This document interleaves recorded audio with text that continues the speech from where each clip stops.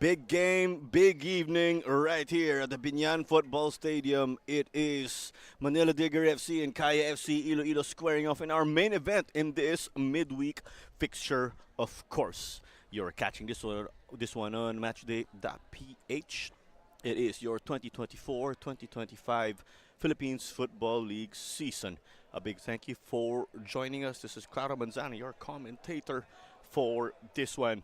It is Manila Digger number 2 and Kaya FC Iloilo ranked number 1 and are gunning, as we know, for the three-peat.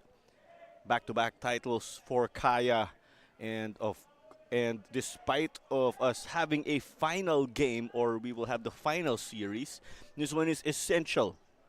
Iloilo need to bag the result to stay on number 1, but they do have a game on hand compared to number 2 Manila Digger FC.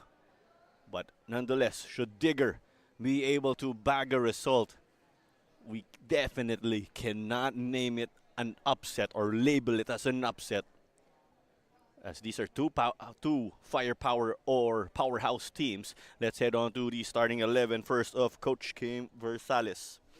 And with it, it is a 4-3-3. Noy Pelonco will be manning central midfield. Modo Juve and Jordan Jarvis at center back. Ziggy Taninko, look out for him playing right back. He is the league's top assist man, as we know. 6 assists and counting so far.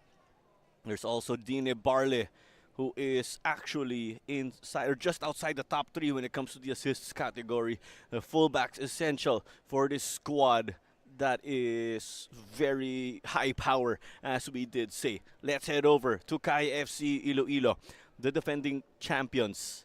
And with that, it's the familiar names, and we could ask the question: is Ernest Barfo going to be that answer for them up front? Because we would see some inconsistencies here and there when you refer to Kaya and that player up front ever since Harvey Gayoso departed at the end of that 2024 season. And there is Kaishu Yamazaki as expected to pull the strings for them. We're aware that Kaya loves to play this 4-1-4-1 or it's a 4-3-3, whatever you make of it. There's Akito Saito and Simone Rota as expected, playing in the heart of defense. And there is Freddy Cortez, who did jump ship over the transfer window, just like Ernest Barfo. Actually, Freddy Cortez, no stranger to the Philippines Football League season.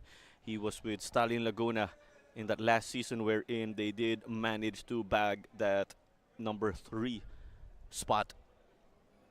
But it's all to play for, as we know. Teams are lined up, and you could say this is a decent crowd out on a Wednesday evening, all the way in Binyan at the outskirts of Manila.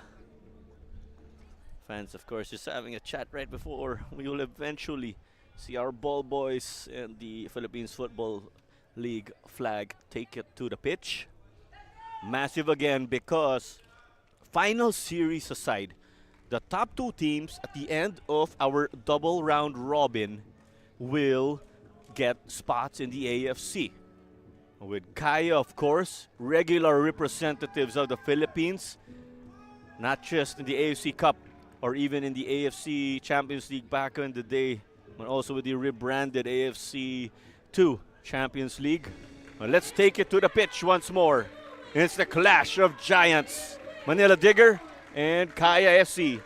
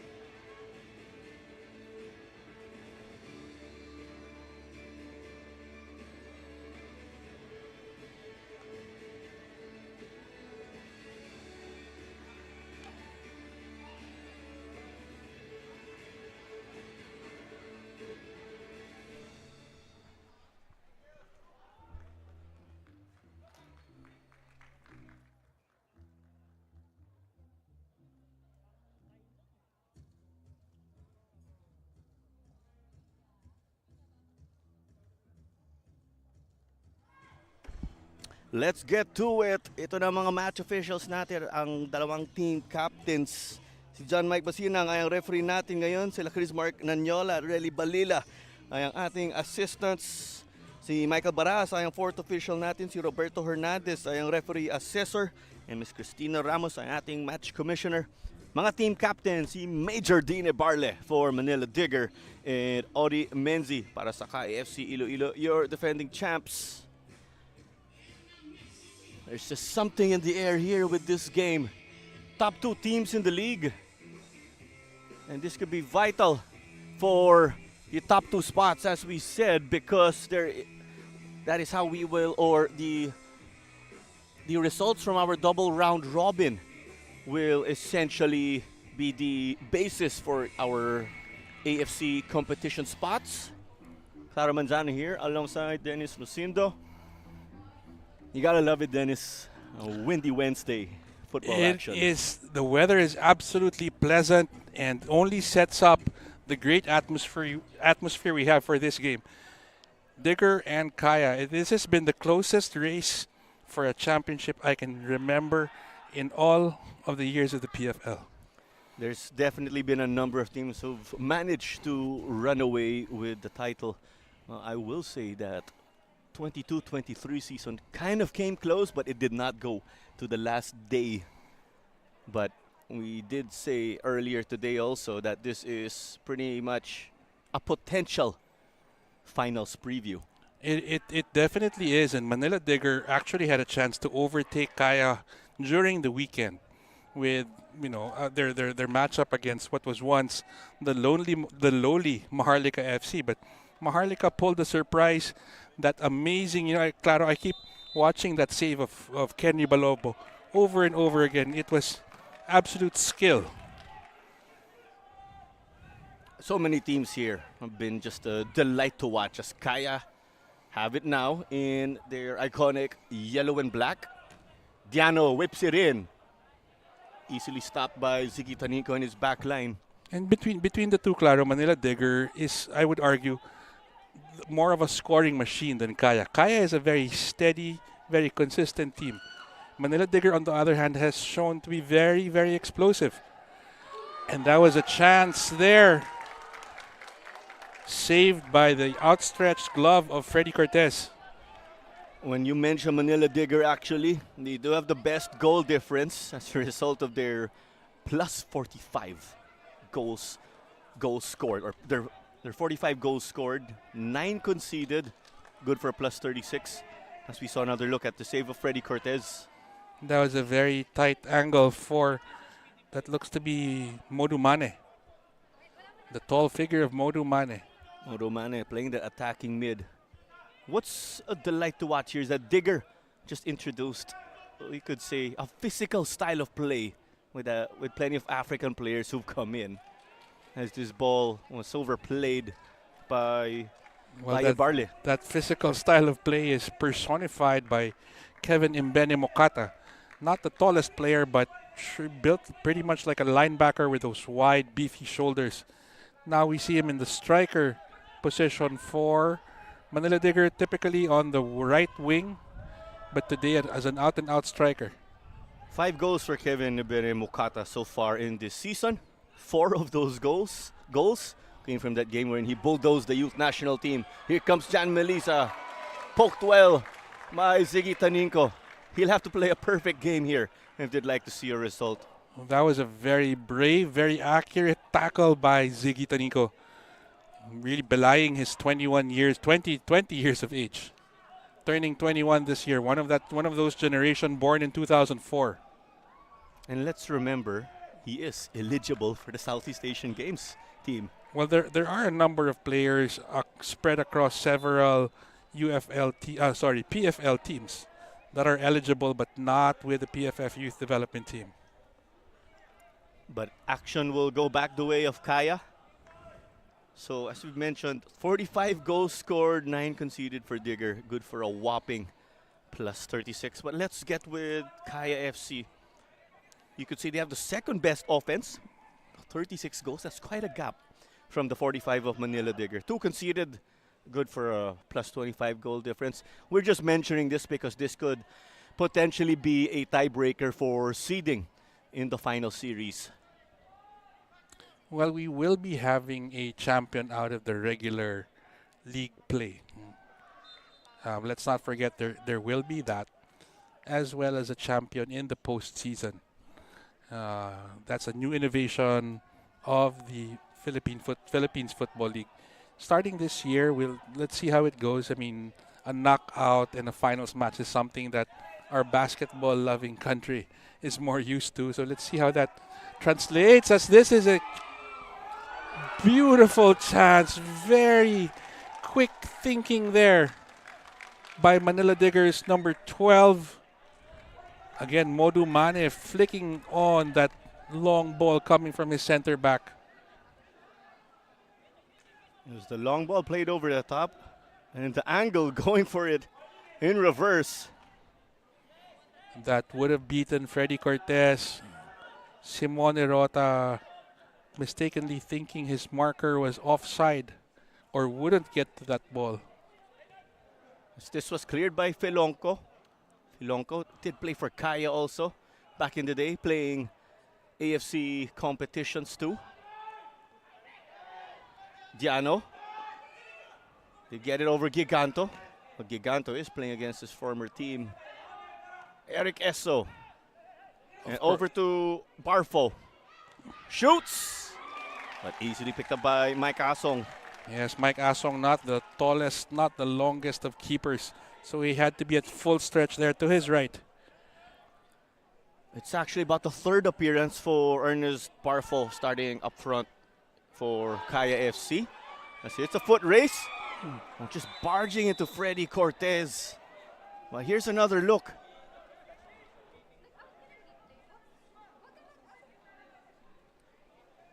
So what we were describing was what was happening live. A collision.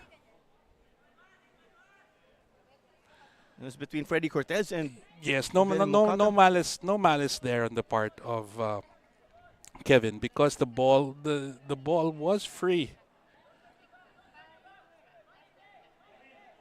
and he is actually the one worse for wear on that challenge between him and Freddy Cortez. I'm not so sure Freddy Cortez had some words there for Eric Giganto, who we saw on the right side of our screens. But this is not good if you look at it in the perspective of Digger. Here's a look at that again. So Kevin did break free from Saito. Freddy Cortez was up to the task. And of course, Freddy and Kevin did play together on that Stallion Laguna side in that shortened season but expanded season when we had 15 teams earlier last year, or almost a year ago now. This rolled out. Modu Juve got the job done and stopped the charging Eric Esso. And when we were talking about Ernest Barfo, we did raise that question mark. Will he be the answer? Because Kaya's lacked teeth, as you said, with the departure of Harvey Gay. Also, even about almost a year ago, there's been that inconsistent answer of sorts. But with Ernest Barfo coming in, he has plenty of experience. He's played in India. He's played in the Middle East. He's a 32-year-old from Ghana. Lucas from Eric. Melisa. I'm not so sure if that was a miss-hit from Ziggy. Now Lucas gets this. Interesting though, he's playing on the right. Giganto sent it down. And which way will it go? The way of Kevin Ibenemokata and Digger. Interesting because their form here in the last 5 games of the two teams. 4 wins and a draw for Kaya. 4 wins and a loss for Kaya. Also, they seem identical. 4 wins and a loss for Manila Digger. The concern here for Manila Digger, Dennis, is that loss we are talking about, in connection to what you said, was just their last game. So they actually, when we they actually did get their 5 game winning streak halted when Digger fell to Maharlika FC. Uh, Manila Digger has been on a tear, not just in the win column, but in scoring goals, which is why earlier I did say they are one of the most explosive teams in terms of scoring. There's a lot of athleticism also in this midfield and up in the striker position and on the wings for Manila Digger. That's why they've been very intimidating. Kaya, on the other hand, is the more cerebral, more experienced team. I mean, with Yamazaki in the middle, one of my two favorite sixes in the league, together with Omiso would be the other one. As a back line with Simone Rota, Jan Melissa, a lot of veteran experience also. So this is a team, because of their consistency, because of their steadiness. There have been games where they are down, but you can never count them out. But if you could talk about Manila Digger, they're the team that will bully you when you're playing in lunchtime in the playground. But for Kaya, maybe Kaya, I'd like to think it's more of that structured team. Well, that's no surprise. I mean, their coach is Yu Hoshide, one of the most disciplined, um, one of the most disciplined players I've seen grace a Philippine football field. Shot taken from distance, and Freddy Cortez saw it was definitely out and about. That's not far off. That's about 3 meters wide. So Kevin saw that Freddy was off his line, decided to take his chance. But speaking of Kaya having 4 wins and a loss in their last 5 games, because we talk about form, that loss was that game against Davao where their unbeaten streak in local play was halted, and then right after that, Kaya bouncing back from that loss, getting back-to-back 2-1 wins or consecutive 2-1 wins. A win versus Maharlika, then a win versus Cebu. As it's Cortez intercepting that. And there was talk in the community, Dennis, about this streak of Kaya FC. But when you're talking to these players, they would nicely say they didn't even care. They were just after the championship, one trophy at a time. They didn't act like it was the end of the world. I as you see actually, some I teams. actually think that there was a point in time when that Kaya was playing so many games. I mean, they had PFL duties, they had AFF Shopee Cup, then they had AFC Champions League too. So there were stretches where they were playing on weekends and in midweek, and traveling. They had a long trip, a long 9-hour trip to Australia at one point. So the result of that is there was a point in time when they were kind of desensitized to everything that was happening. So it's possible you could be tired, but it's also the other way that you could be in fine form because you get your reps in as a team, your chemistry, your game is everyone just peaking at the right point in time. Which is why I firmly believe that Kaya is probably the most professional of all the PFL clubs. Here comes Shuto. Got to combine well. But as I say that, some commentators cursed. Didn't get to connect in the attacking third. Ziggy Taninko stopped by Kaishu Yamazaki and the troop. Well, Felonco was where a defensive mid should be, protecting his two center backs from those cutbacks. Modu Juve to clearance. Eric Esso. But Diano's shot. There's an argument to be made that he was tackled from behind there by Eric Higanto as he was shaping to shoot. We saw that shot was definitely off target, but while Diano swung for the ball, that's where he was potentially hit. Here we see a better angle for that. So you'll see him wind up. Oh, it was on the planted foot.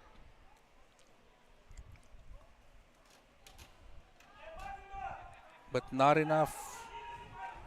Not enough to make referee John Mike Masinag blow his whistle. And that is why Mike Kasong gets this game back underway. Almost near the 13th minute. Off of Diano. Lucas Yamazaki scans. Barfo, he get his welcome to Pinoy football moment. And with Barfo getting his third start, is it a matter of him getting a feel for his teammates or a matter of his opponents scouting his style of play? Melisa. Barley out wide, wanting to get it though from Nishioka. Counter-attack time now for the defending champs. Lucas to chase. And the thing that Barfo has to adjust to is that Digger is actually one of the most offensively dynamic teams there are in the PFL today. You'll see a lot of interchanging of positions. You'll see wing backs coming in central. You'll see strikers dropping. And that's not easy if you're a new player in the mix. Speaking of wingbacks, here's an interesting statistic because Ziggy Taninko, who plays right back for Digger, leads the league in assists with 6. He's been on a roll as of late. Well, because Ziggy has the ability and is also allowed to get as far up the pitch as he can, not only in the traditional wingbacks channel, which is straight down the line, but you'll also find Ziggy going central, almost into a midfielder spot. He also has that license to take corner kicks and free kicks. Here's a long ball. Eric versus Modu Juf. Diano trying to use the space here in the middle. Still with him. Jan Melisa. But that was taken by his considerably less favored right foot. Shoot on the cross. There's Taniko with the stop defensively. And eventually sent to safety in the Digger's perspective.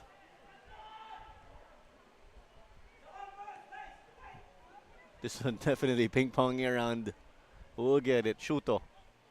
Release Barfo. Modo Juf. Has to send it down the line for some Digger comfort in the way of Digger. Kenji Nishioka. Things still unsettled in the midfield. A quarter of an hour into this game. You could say it's Kayo the initiative as they're trying to push with Digger pushed a little bit down. Melisa. Earlier today, it was a statement 5-1 win for Montague over Loyola FC. It's with Odi Menzi who'll get forward now as the left back. I'm not so sure if it was Mike Asung who got it, but it was his center back and Modo Juve who cleared it.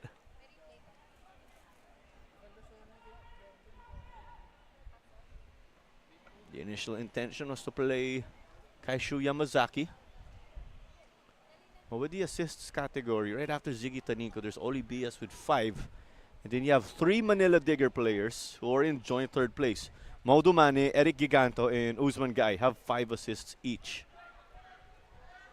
Giganto actually was one of the leaders in the assist category at the end of the But you see there, before the Claro, holiday break. you mentioned 2 of the leading assist getters or assist givers actually are Ziggy Taninko and Oli Bias. And what do they have in common? They play in the between sides or themselves? the wings. Well, they're actually now currently they're both right backs. That's right. Until now, I'm still adjusting to Oli Bias playing fullback since he's Yes. really a winger, right? Earlier in the season, we did see him at the right wing.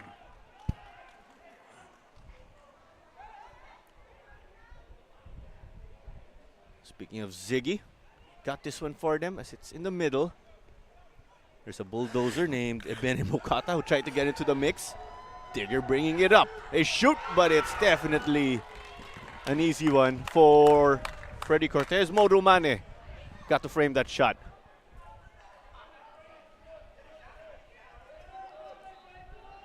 And with that, the clockwork effort from Kaya will carry on.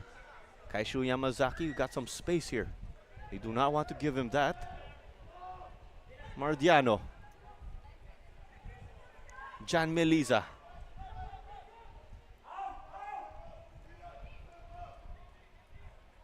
Simone Rota slides it back to Akito Saito. So I just wanted to clarify, Dennis, with what you said. So is there going to be a trophy for the winner at the end of the double round robin, or just more of, hey, you get ACL2 qualification from Well, topping the table? the winner of the first of the 2 rounds of round robin, that is the traditional winner. So I would think that the first trophy goes to them, and then a special trophy goes to the champion of the postseason. Here's a What a laser-like shot. A Shuto Komaki laser beam from a space station. That had Mike Asong worried. He was a good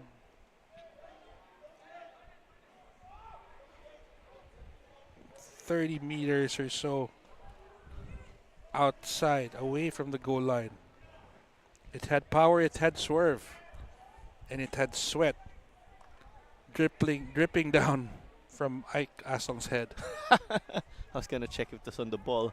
But there's a corner, and Shuto will deliver. Shuto, after all, the second best scorer in the league with 9. He's right behind Zekuba Sise. Here's the outswinger. Dealt with by the Digger D. Rota. Got to break free for a bit. The clearance from Ziggy Taninko. He's been showing up big.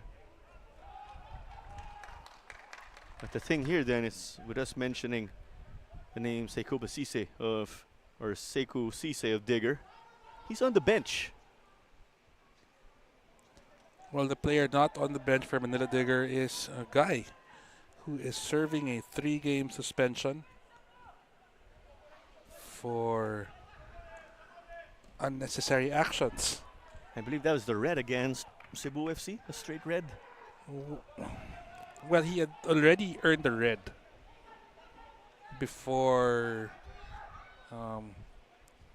some dead ball action that earned him an extended suspended sentence. Eric Esso. Kaya trying to dissect this midfield. Jordan Jarvis away from his center back position. Tried to put some pressure. Akito Saito collects it. Gets to connect with the midfield. Eric Esso. Eric Esso was already dispossessed by Higanto, and he held Higanto back. That's why there's a turnover here. A chance for Digger to put on the attack, because for the past 3 to 5 minutes it has been Kaya pressuring Mike Asong and his goal.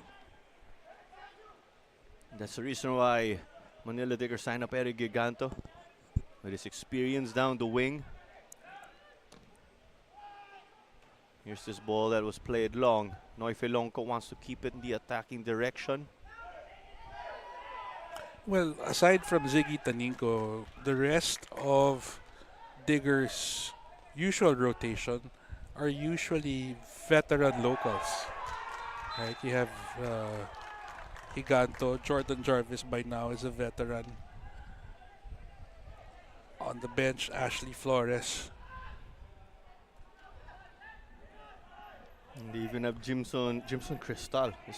And then they added Dylan De Broeker this transfer window. Of course, Filonco, also a very veteran presence. Lucas Del Rosario running into the back of the legs of Nishioka. So that is why there's this free kick from the midfield.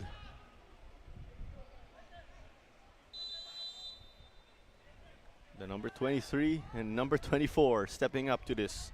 Nishioka and Taninko, respectively. Whipped into the danger area.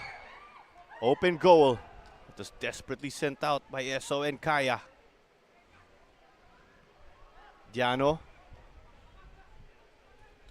who will secure Jarvis.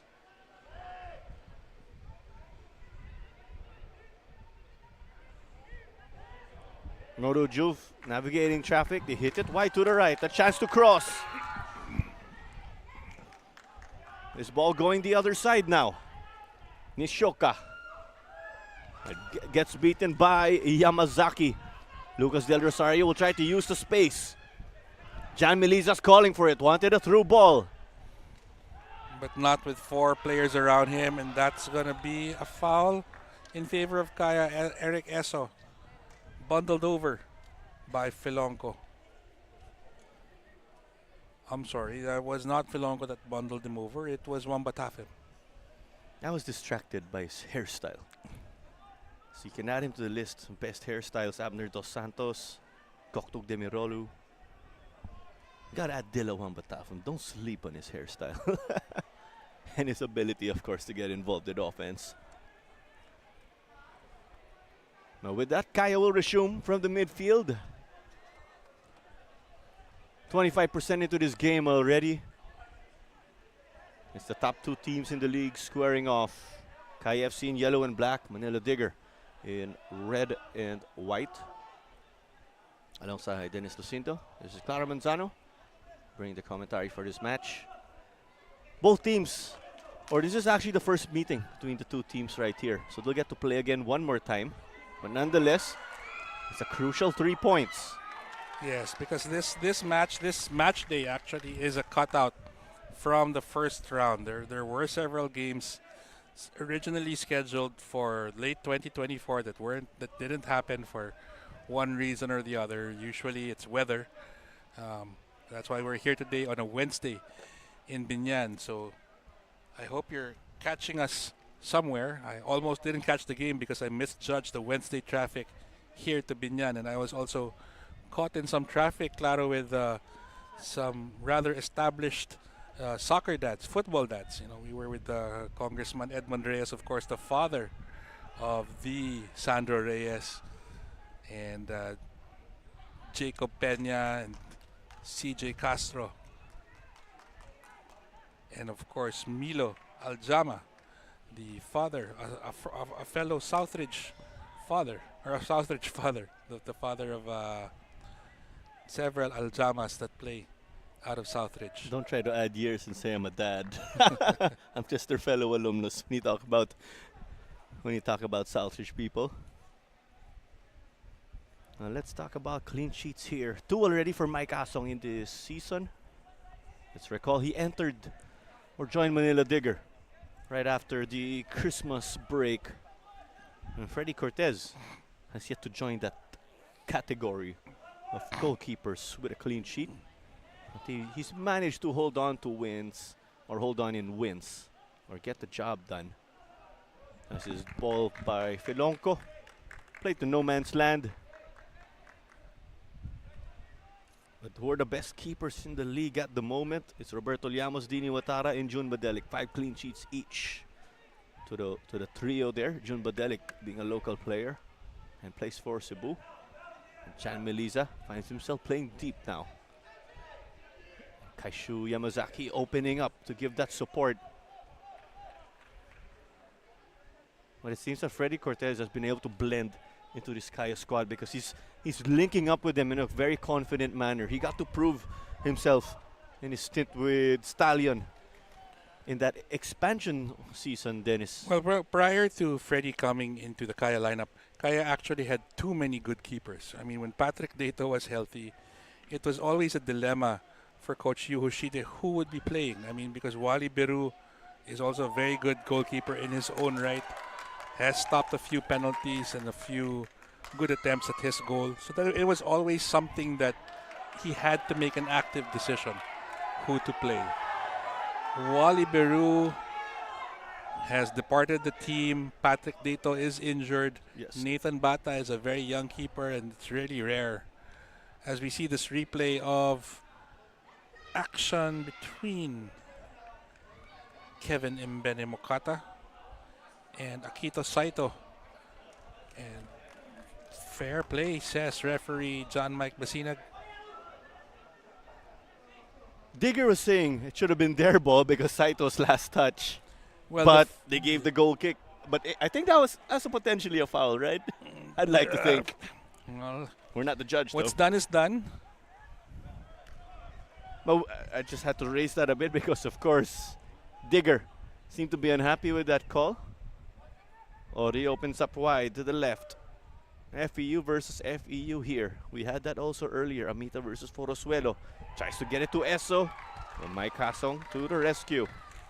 Tries to trigger the counter.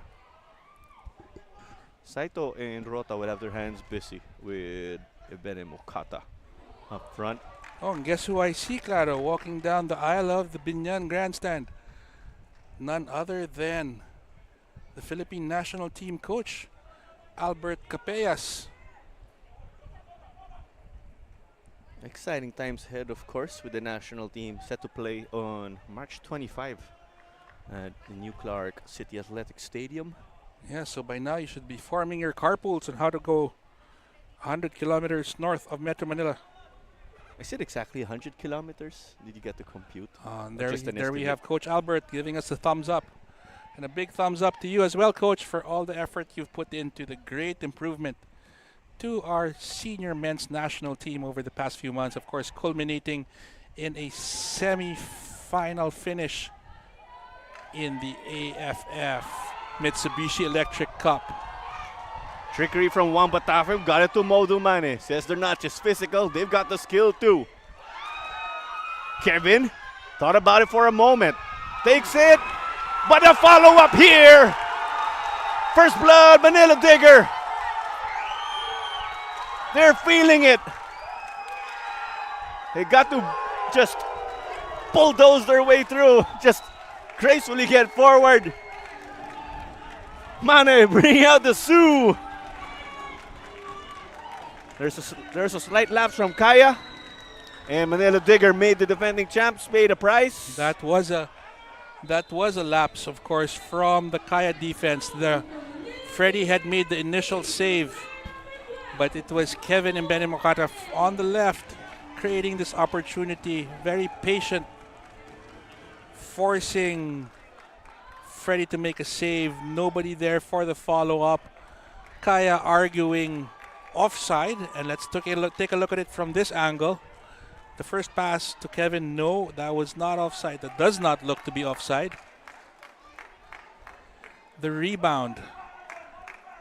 Likewise, Mardiano might have been playing the Digger player onside for the rebound. Oftentimes with a rebound, you'd hear, or we'd hear, that the defense in that instance didn't clean up. Would you put it that way also? Always. I mean, because you expect your keeper to make the first save. Often shots are too strong to keep in your gloves, and you want your defense there to boot any loose balls in the box away. Modumane was in between two Kaya players, so their role there is either to boot it away or to hold him up, neither of which they did. But it's very early in this game, Claro, and Kaya is a team that I would never count out. As we say and as we know, they've been there, they've done that. They've been there, but they've been that. They've been down, but almost always find a way to get back up. Goal number 9 for Modumane in this season. So he's up to joint second place now with Shuto Komaki and Finn McDaniel.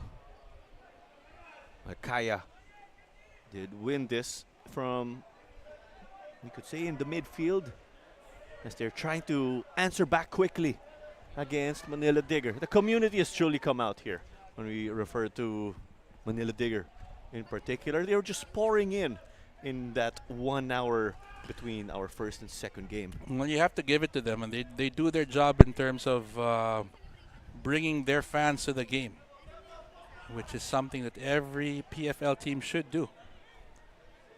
We know Boss Schwosha is very passionate for local football. As here is Jan Meliza. Sends it with his left. Simone versus Wambatafem. Ziggy Taninko chested it and clears it. Just has to send it to safety here. But there is Wambatafem who would like to cause havoc. Hey, that rolled out, but you gotta... It's going to be a throw-in. You gotta appreciate that run he just made. Yep. Is he groggy level when it comes to speed? I'm not so Which sure. is why I was worried that Freddie wasn't coming for it.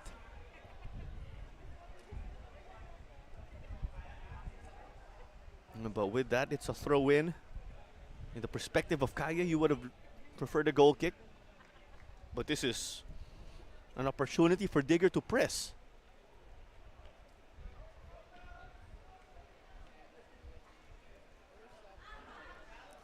And I do recall also from the fans there's been criticism over the performance of Kaya in the AFC level and the regional level. But if teams or if people do want to see other teams play AFC, as there's another chance. It definitely went out. And that's going to be a corner. Oh, nope. The referee probably saw something we didn't.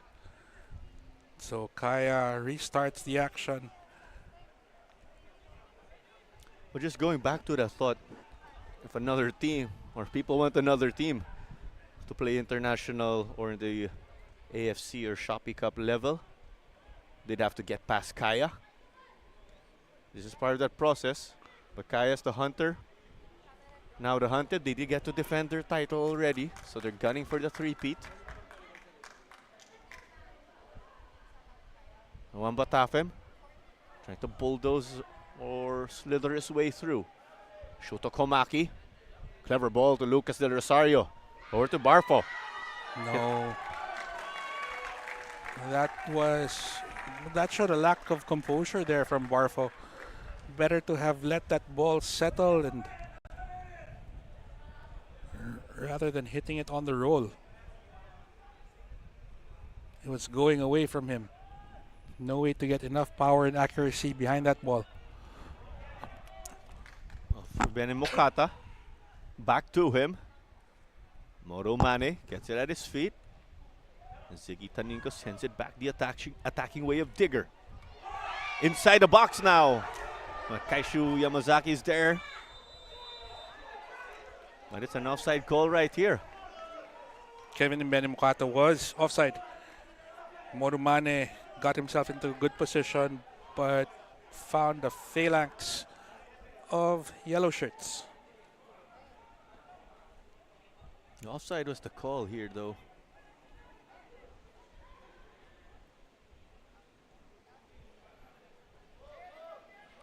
The switch here, Yamazaki just doing his thing. Calls for it because he's the conductor of this Kaya midfield. Del Rosario narrow, cutting inside. Meliza, that touch a bit heavy. Wide to Diano. They're making the defense work. Shuto Komaki says he's open. We called for it for a while.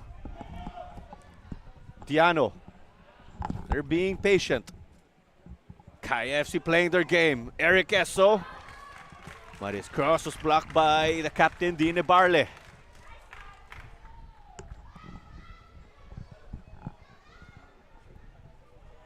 Eric Esso's effort did get to win a corner for Kaya.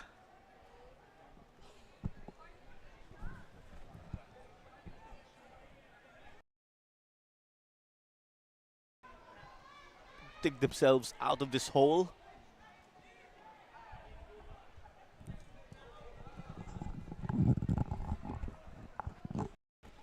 It's the Jan Meliza left-footed delivery. Simone Rota to chase again with Juan Batafem. This takes a bounce. And Asong just taking some seconds off the clock. Mike Asong employing a bit of whiskey tango, whittling away precious seconds.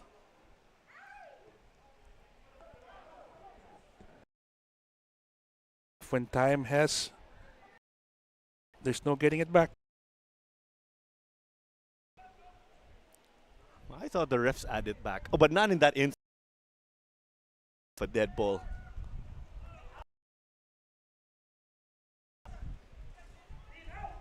Combining again with Diano. Header here is off target though for Barfo. Barfo's yet to score a goal, but he did start the last two games of the defending champs.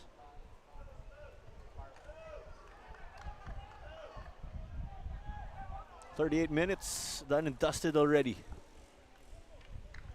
Quite a first half. This first half has gone by real quick with the quality of play between the two teams.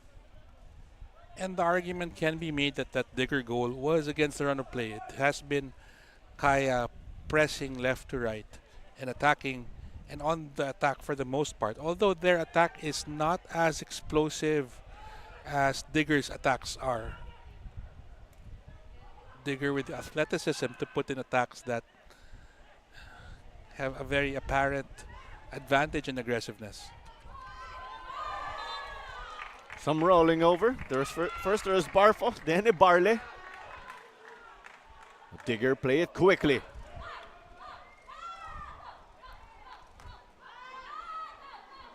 A bit of the shirt pulling. Ibene Mukata. Evading 3 players. And it's Simone Rota. And as we've been pointing out in the Binyan games, then it's the wind being a factor right there with the clearance of Kaya FC's backline. Well, the wind being a factor, but the factor in this game for Manila Diggers has been Kevin Mbene Mokata. That first goal was a result of his shot, his patience. Now we see him beating 3 players, including an excellent Yamazaki.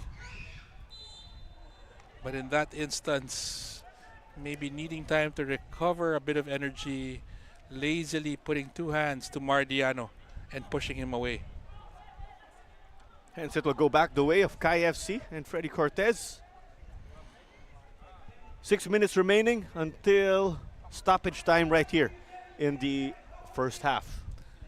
You know, one thing when they're down, regardless of the time on the clock, Kaya never panics.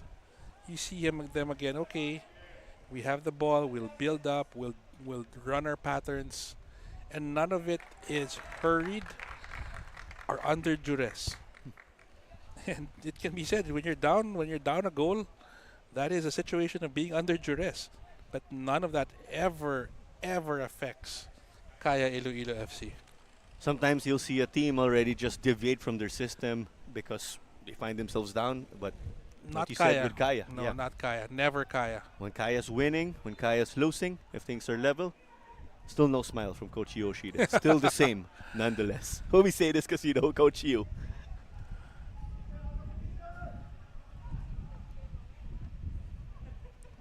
Jarvis trying to body up Barfo. There's the support from Filonco and Taninco.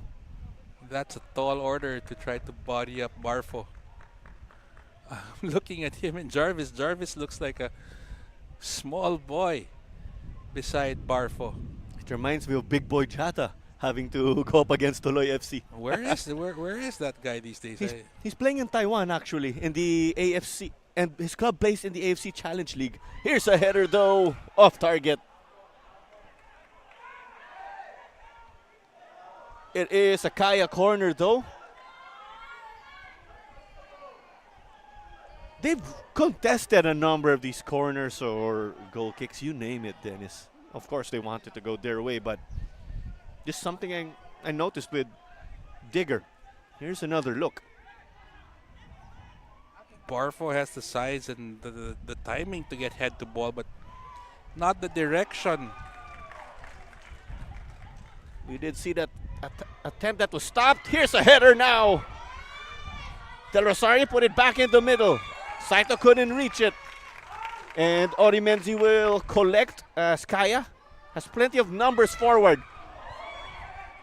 Let's collect. It was sent to the side by Juf and Ibarle. Ibarle born in Cebu. He actually did play for, or was with Kaya for a while in 2019. Oh, that looks to be a handball, and it is. Guilty was Modu Mane. Very dangerous area. It's outside, so definitely not a penalty. Hindi siya regalo. But with this season, baka pwede natin sabihin ayuda in a scenario with this free kick just outside of the box. A chance to set up here. And Kaya has tested Asong a number of times already.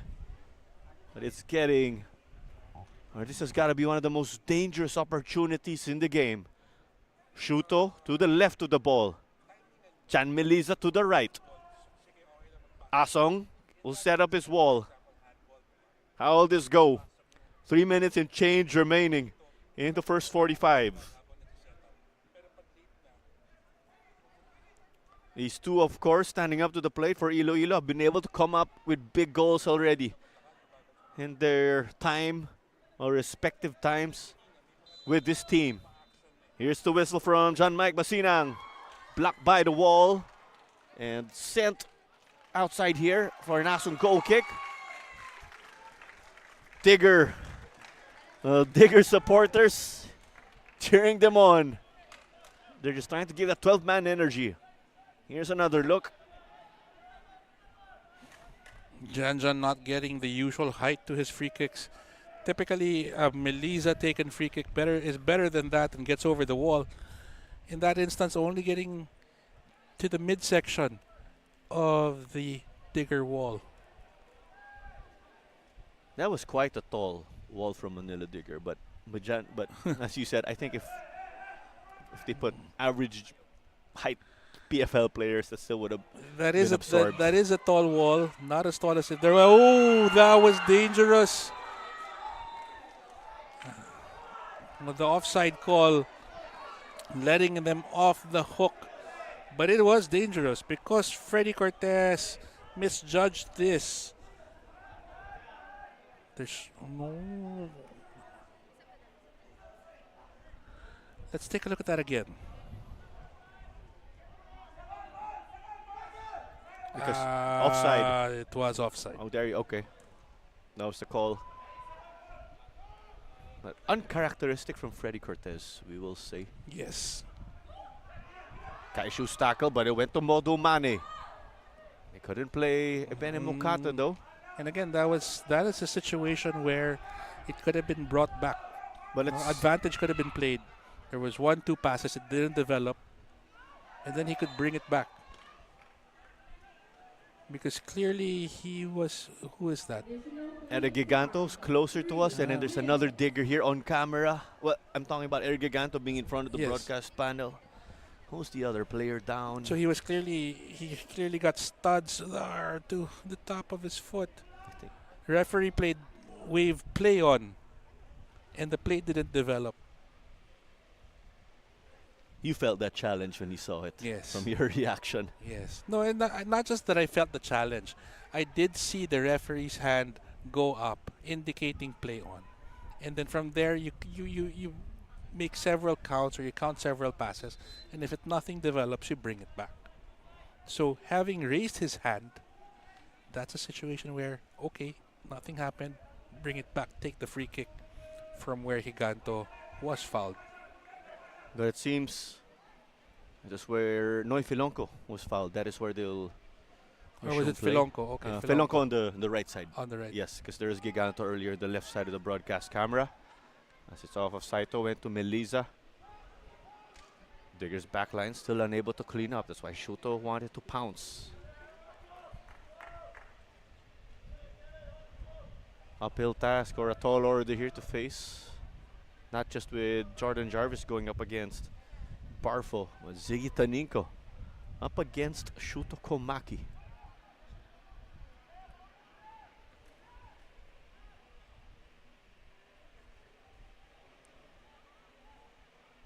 Play here in the wing. Melisa. Now Barfo was just pushed over to the side. That's why Kaya looking to switch. That seems to be a contradiction. Claro, Barfo pushed. Not the sort of fellow that takes to getting pushed easily. But now again, Kaya getting opened up. Mambatafen, Kevin. Not enough there to convince the referee. Not convince the Digger faithful that there was a foul in the box. Crowd then is, and that could just be a 12th man pushing them on here. Lucas Del Rosario just got this to sail over the bar though. We're nearing the 3rd minute already of additional time in the first half. It's 1-0 again. Moruman, the goal scorer. He drew first blood in about the 29th or 30th minute of this game.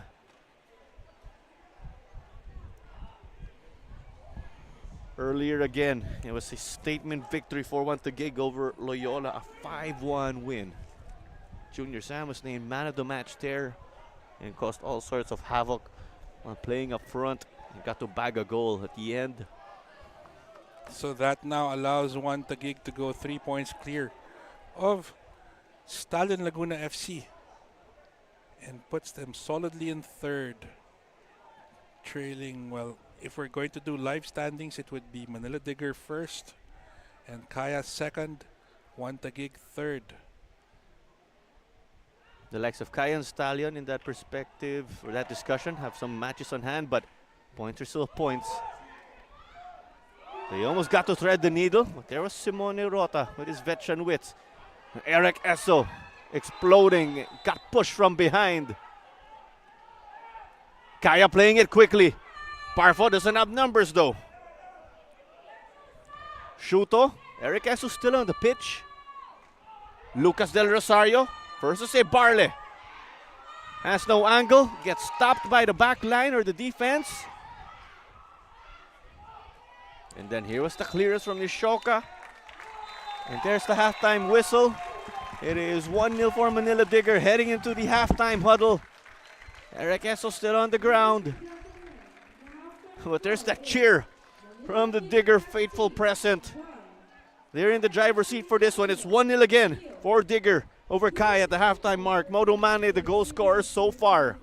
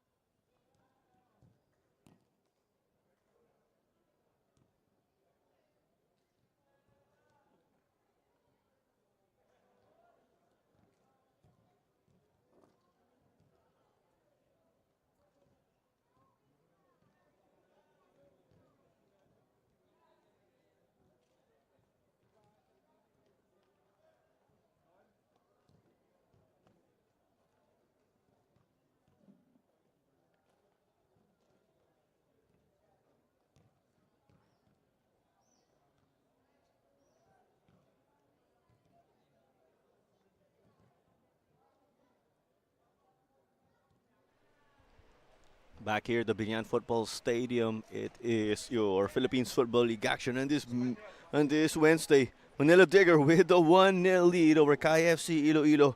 Morumane got to score at the half-hour mark. It's all to play for us. We still have 45 minutes to go after the break. But here's a look at the highlights. Freddy Cortez had to put in the work. You could say Mike Aso on the other end had to put in the work for Manila Digger too. Here was that reverse header that did put or scare a number of people to Kai perspective and did get some Manila Digger hopeful, of course, at the edge of their seats. And here's that ball into the box of Asong. His backline got the stop. Routine save here from the experienced Cortez. So here's Shuto Komaki taking it. And sure did test the Digger keeper. And here's the ball into the area from Nishoka. Eric Eso desperately getting it out, showing his athleticism. And then here's a diagonal ball. Asong got to intercept.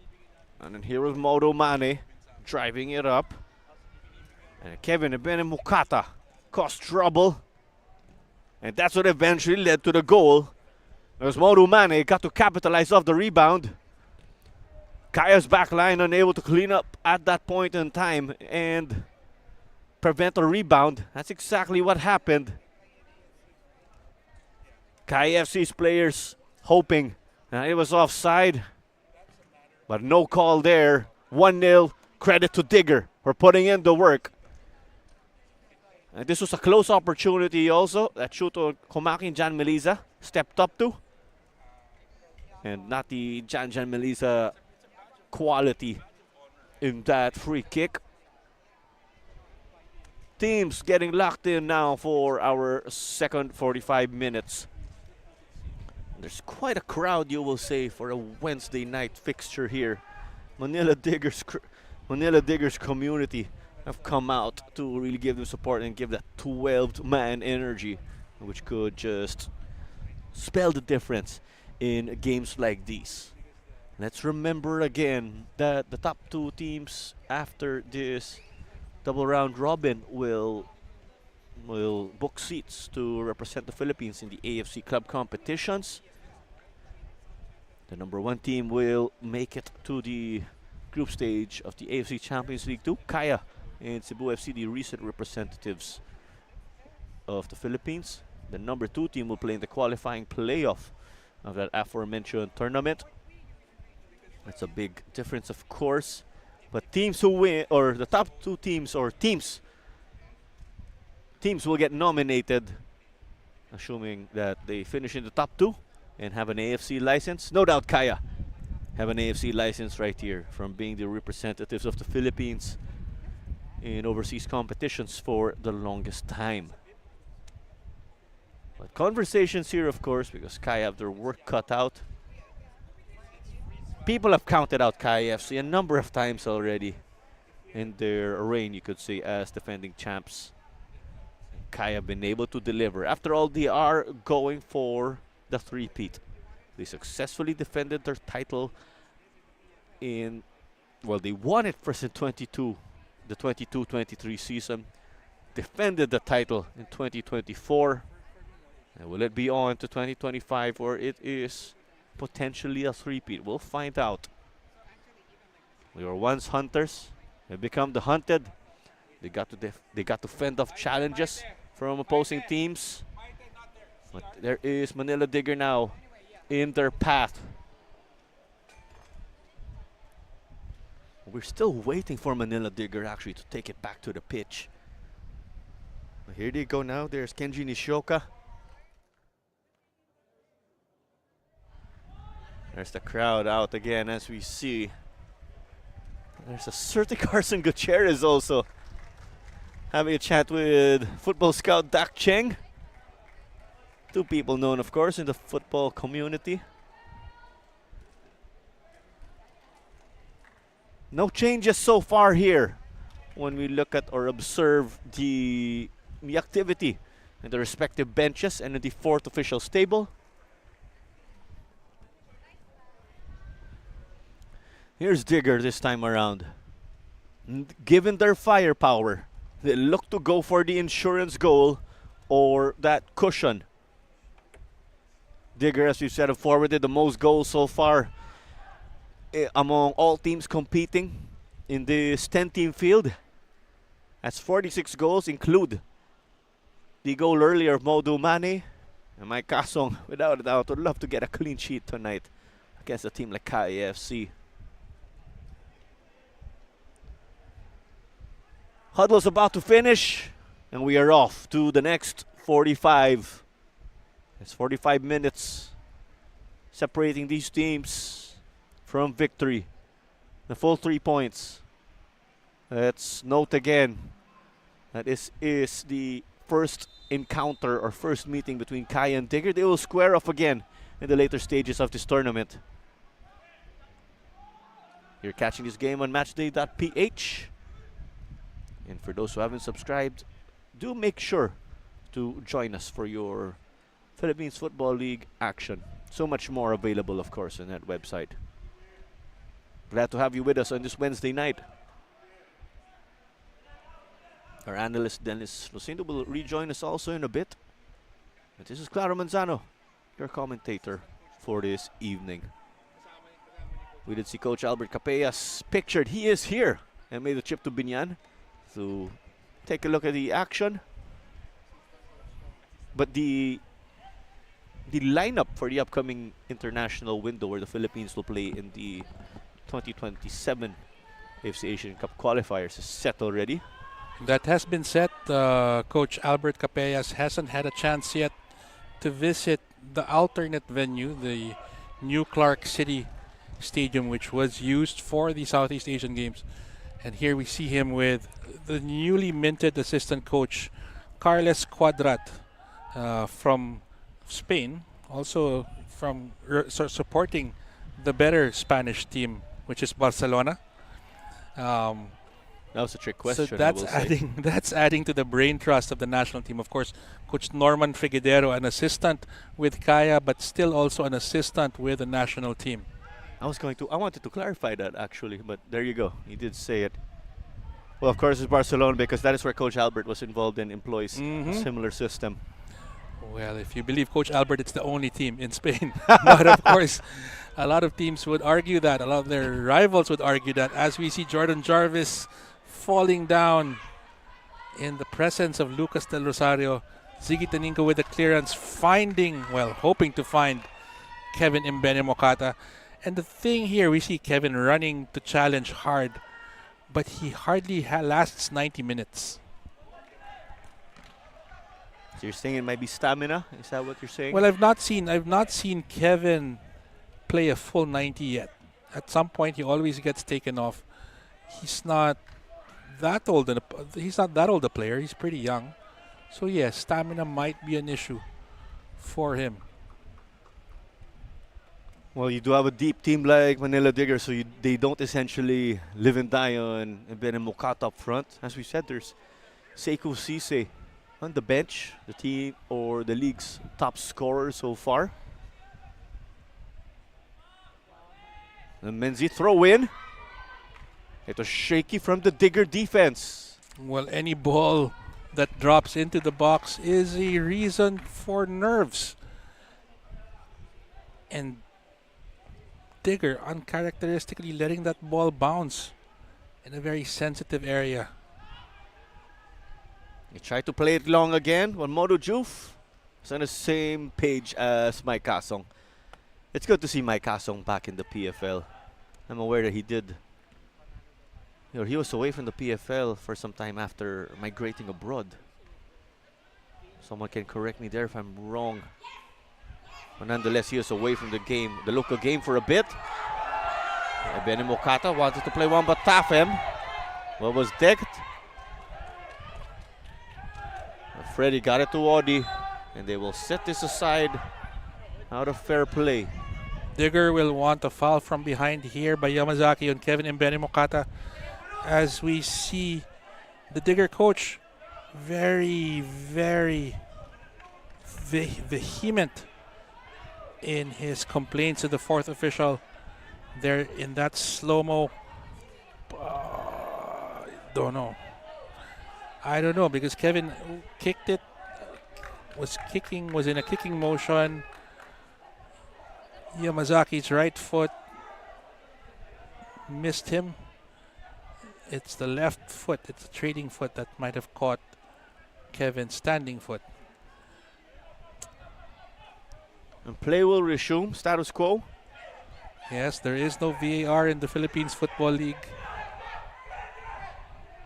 But it was one here. Ooh. Kaya playing with fire. It's Kaya in yellow and black, Digger in red and white. A great atmosphere here between the top two teams in the league. That's Wamba Tafem. He's deep now. Taninko, calm and composed.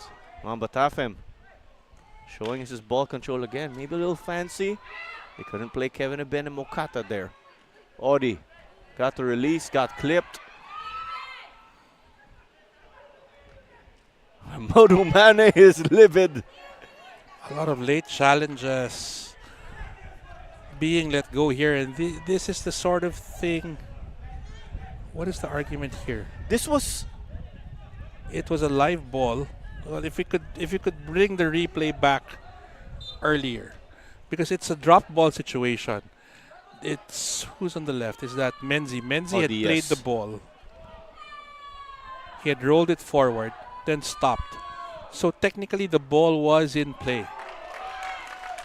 I don't recommend a Digger throw in to give it back because the referee No.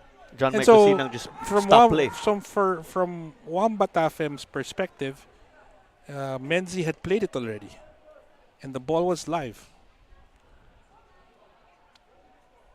Strange. Because it's a drop ball, right? It was a drop ball, and then Menzi handled it already, and was taking a moment to see how his formation was going to look. Yamazaki couldn't launch it. It was blocked. Well, one could argue, or enough to say, a mental lapse in Kaya's end. When's the last time we've seen something Could like be. that? I mean, could be. But the other side of the argument was Wamba Tafem was very close to the action. You know, as a boxing referee would say, Claro, protect yourself at all times. So you have to assume that, any opportunity for the opponent to get the ball from you, they will get the ball from you. And that's how Eric Giganto was floored hard, but he is back in his feet. It's all those small aspects of the game. You see a throw in, your team gave it up. He'll kick the ball away just to make sure your opponents can't play it quick. So there's a long list, I'm sure. But this into the gloves of the keeper. Cortez securing that long ball from Digger.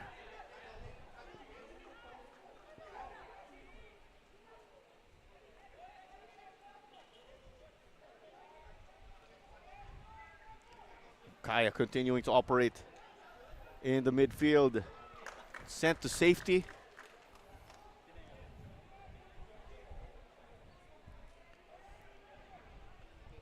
Throw in. Shuto Komaki playing on the right wing now. Earlier it was on the left. It's 1-0 again. It was a goal in the first half. Courtesy of Modu Mane. After rebound. And you see how Digger has the confidence in them. And truly making the defending champions work. And then Filonco will slow it down a bit. Asong.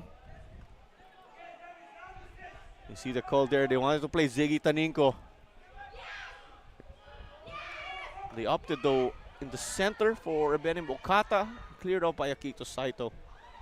Jan Meliza. Back to Eric Queso.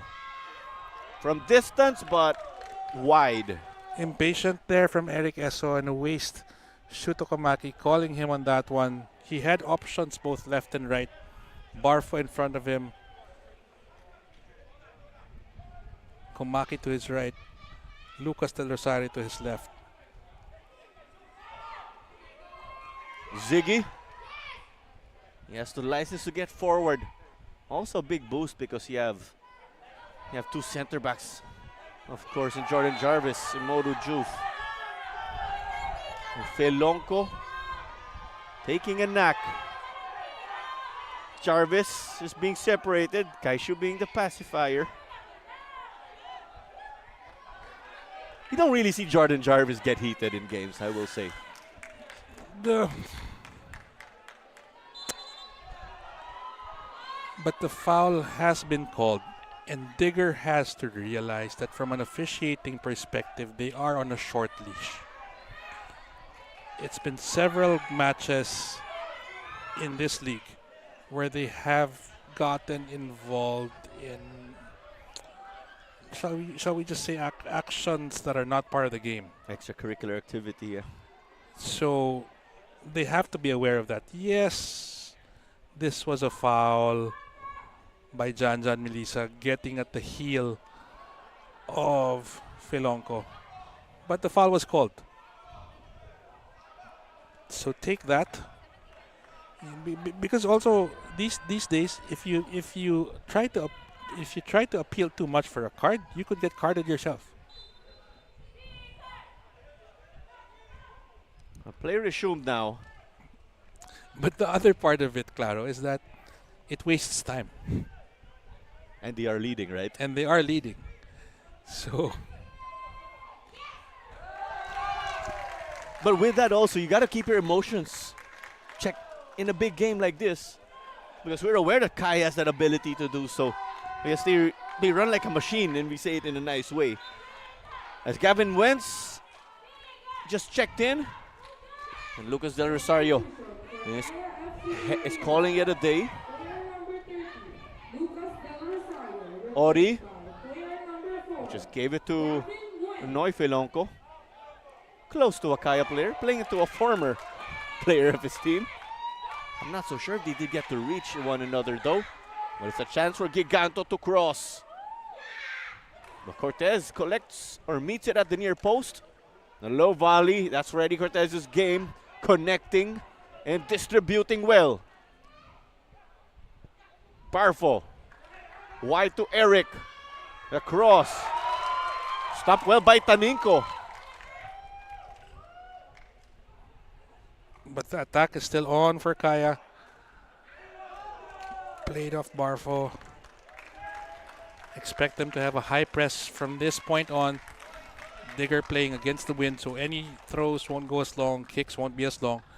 So this is how they're going to form up Simone Rota at the half and everybody else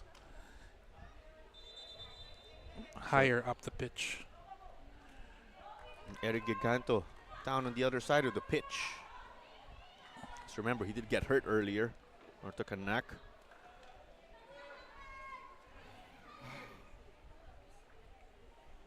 Is this potentially shock cramps? You say shock cramps because he was hit, or are you saying it's time wasting because they lead? Let's put it this way: whoever leads will waste time, right? Let me I'm just say fair. they will do whatever they can to get the result that they want. And on that note, Claro, what result do you think we will end up with after 90 minutes? Are you asking for a prediction? I'm asking for your prediction. Can I get yours first? No. No. Interesting, because I was having a chat earlier with Miguel about it. I said, So here's that action where the goal, this was the goal, Kevin Mbenimukata, very patient, trying to find a gap, getting the ball off the gloves of Freddy Cortez. Modu Mane there for the rebound. And we're back to live. So what was your prediction, Clara? my prediction would be Kaya getting it. I didn't really think of any scores, but just more of Kaya in my head. Yes, I was talking about an hour before kickoff with Davao goalkeeper Miguel Abada. Someone tunes in also to the game when he's away from it, of course. But here comes Juan Patapin, just over. So you're still calling 3 points for Kaya? I mean, that was what I had in my mind now before the point, game. At this point of the game. Oh, so we're allowed to change it midway? No, yeah, no. Okay, I'm calling a draw, as dramatic it I'm may with seem. you. I'm with you. Okay. I still think this is a draw. Kaya has at least one goal in them. I'll play more prediction games since we're allowed to change midway. Digger is playing against the wind.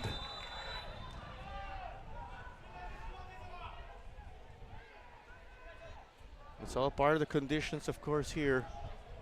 I'd call a number of games also. We mentioned the conditions, not to make any excuses, but to talk about the way or what players will have to deal with in the game, having to adapt to being pros. It is not an excuse. It is how the wind blows in Binyan, and how the wind blows in Binyan is very consistent from right to left, and that changes the conditions depending on which part of the field you're playing in.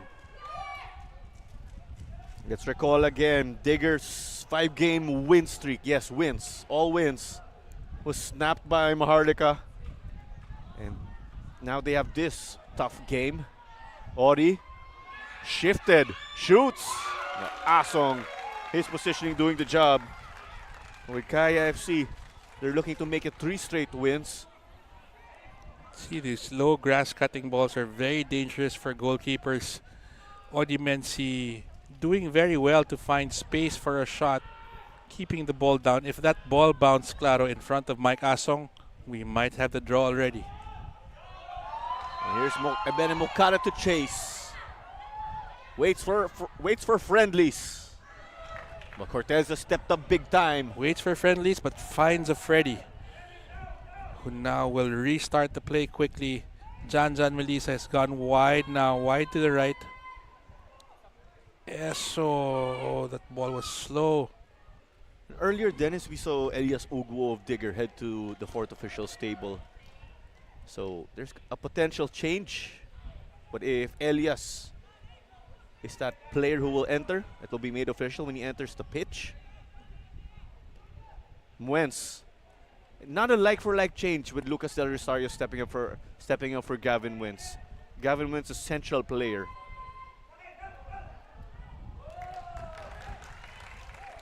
This one to no avail for Kaya FC. Here's the sub we were anticipating. And the player stepping off is Eric Giganto. Maybe because of that knock earlier. Giganto exiting the pitch on the other end. You do not want to lose a guy like Eric, as we know. Substitution for Manila Digger FC. Player number 13, Eric Giganto, replaced by player number 8, Elias Ugu. So that rounds out the 5 foreign players that PFL teams are allowed to have on the field. 5 plus the keeper if your keeper is a foreigner, which is why the sub was able to come in the place of Eric Giganto. There's a fall, half cleared only by Kaya. There's a fall, no foul though. Shuto Komaki free for a moment on the left side. Switching it now to the right. Jan Melissa there. Eso on the overlap. Jan finds Eso. Clockwork movement from Kaya's crew. But Digger continued to be as solid as a brick wall. That's going to be a corner though. That's going to be a corner. And typically we're used to seeing Kaya as the taller team, but not today. So the height of Yamazaki, Saito neutralized by the likes of Mane, Wamba Tafem, Chuf.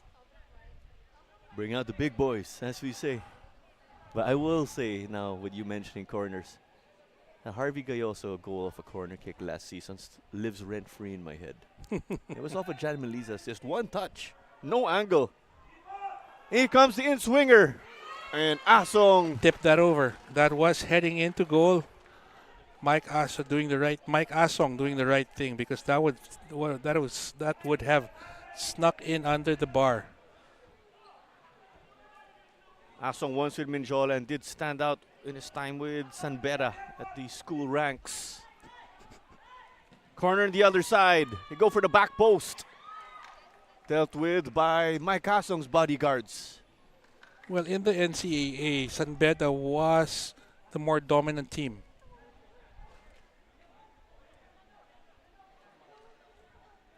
They do have that dynasty, of course, an established program. And oftentimes, if you play for Minjola, you're from San Beda, you're an NCAA champion.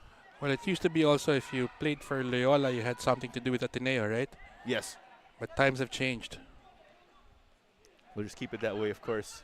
Given it's Kaya versus Digger. Melisa thought about it, went for it, and over. Still a lot of time in this match. 65th minute, 25 to go in regulation. And the action so far this second half has largely been right to left. Digger's counters have been neutralized earlier by Kaya now. And with that, of course, Kaya playing with that sense of urgency. Given that they trail, sense of urgency. But we're talking about aggression, not them hitting the panic button as we were talking about earlier. Off of Benimokata, one buff Taffen to chase. Number 4 versus 44. Odi to Shuto. Gives a looping ball to Barfo. Kevin Muenz. Will he be the answer with his ability to help out in the midfield? Yamazaki. Eso. But charging Noy Filonco, causing havoc. Got to beat Saito to it. He's on the left. Benimokata in the middle to chase. Did Rota get to do enough? And mission accomplished. That was spell. lazy from Eric Eso. There's the, Filonco had him read the whole way. there's the distribution from Cortez we were talking about. Well, Gavin Muenz was a recent addition to the Kaya lineup. We've seen him come in a few times. I have yet to see his full potential. He was on loan with one Taguig in the first half of the season. And he was, of course, that loan ended. But Muenz did play for the Ascos development team before and did get experience in the Southeast Asian Games. Seen ball there. So it will go the way of the team in yellow and black. But it's Digger now, who've had to put in the work as of late. So Audi Menzi fully committed to that sliding tackle.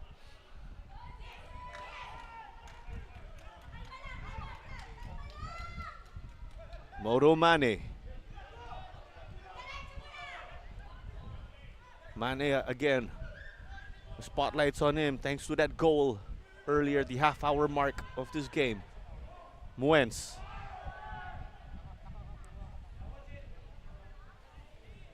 Menzi. On the same page there. There's that chemistry working for them. Now the question is, will Digger grind it out and settle, or at least try to protect the scoreline at the least? Saito over to his partner at the back, Simone Rota. Komaki couldn't get it to Ernest Barfo. Down on the other side, Melisa, and cleared off. 20 minutes or 23 minutes in stoppage time remaining. It's a clash of giants here, the top two teams in the league. What concerns me, Claro, is that Kaya playing a very high line anchored by Simone Rota, if ever there is a ball that tries to break, can Simone? Counter-attack time now, Benimokata! It appears that the ball is overplayed. And there is Odi Minzi, as we saw. It's down on the pitch.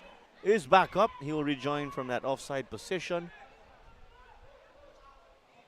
Shoto Komaki will push it to the right. A bit of that hit after he released the ball. Thank you for joining us on matchday.ph, of course. Do make sure to subscribe if you haven't. There is a growing number of late tackles that can surely only lead to a flashpoint sooner or later. And the expression of that, it's a soft call outside the box. This one from quite a distance. But this could do, or Kaya could cause damage from here.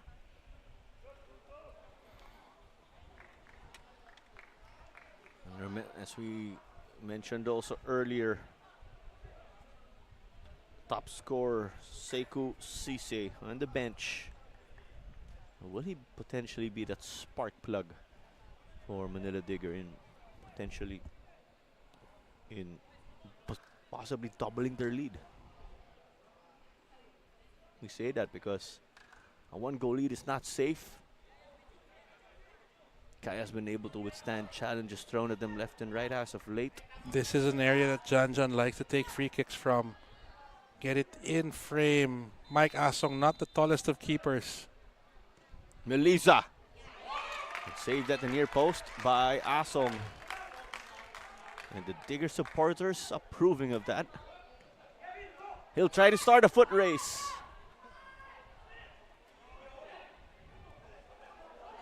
And here's Simone Rota.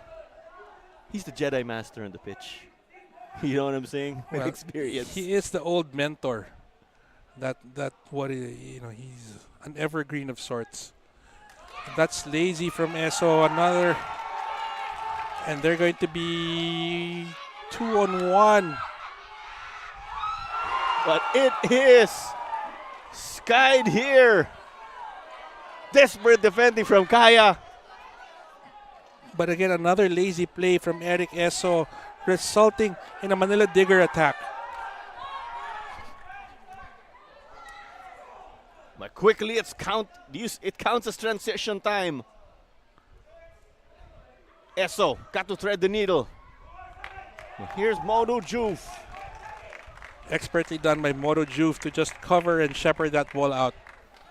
Now we see that replay. It was 2-on-1 in favor of Digger. Kevin Mbene Mokata checks the ball inside. Yamazaki was already down on the ground. Kevin should have done better. You gotta love how Kaishu Yamazaki came from all the way back. You gotta applaud that character, that hustle. Well, it's night and day. Kaishu Yamazaki working hard.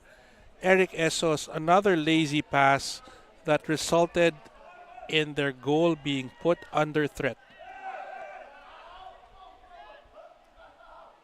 Mamba Tafem.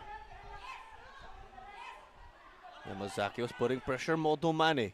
Sigi Taninko unleashing himself. Wamba Tafem versus Odi Menzi. Veteran move there from Odi. I'd like to think winning a foul. I'm not so sure if he intended his part though. Of stretching himself out from what is potentially cramps.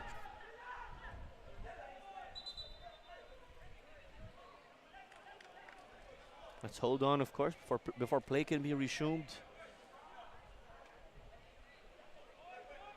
We're enjoying this match, and let's recall, Kai and Digger will play again in the later stages of this season. Let's look again at that counter earlier. Not counter, but transition from Digger. We see Marco Casambre looking to come on. It will be a double change for Coach Yu. Chauvin Bidik and Casambre are being lined up. Sekou Cisse and Dylan De Broeker on the other hand for Coach Kim.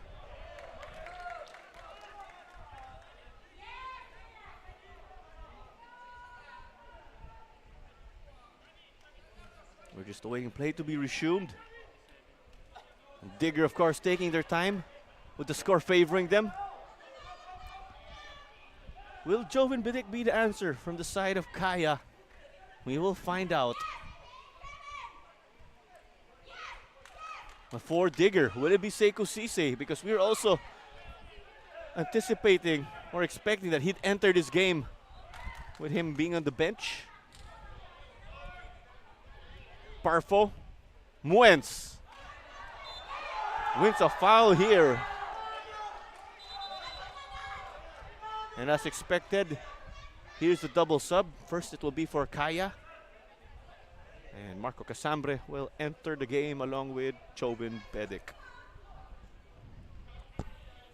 No surprise, it's Odi Menzi stepping off. And the other being earned is Barfo. Bidik in, Barfo out. That's a like for like change. And we see Cisse and De Bruyker also coming in for Digger. Putting in Dylan De Bruyker could help them in that bid to neutralize Kaya's defense, or what more, possibly let things swing the way of Digger and they'll control this game.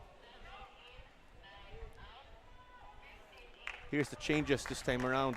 Well, yes, Kevin Mbenimokata, like we said, hasn't lasted a full 90 minutes, and neither is he going to do that tonight. Saikubo Cisse coming in for him.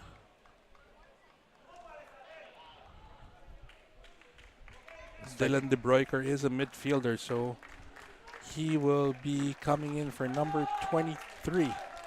That is Kenji Nishioka.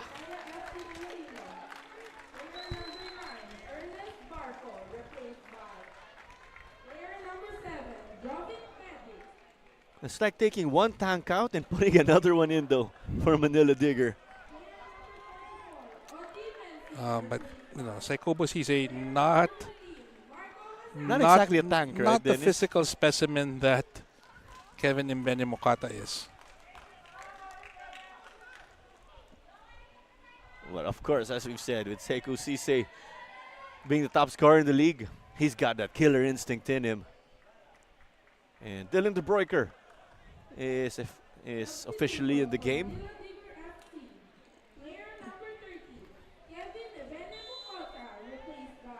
Here's the signal. Komaki with the service. They're trying to go for Simone. And cleared off by Barley. Sekou Cisse headed back by Yeso. Cortez having to clean up. And it will still stay with Digger. It's a nice night, Claro. It's a nice night for football here at the Binyan Football Stadium. The weather, very cool.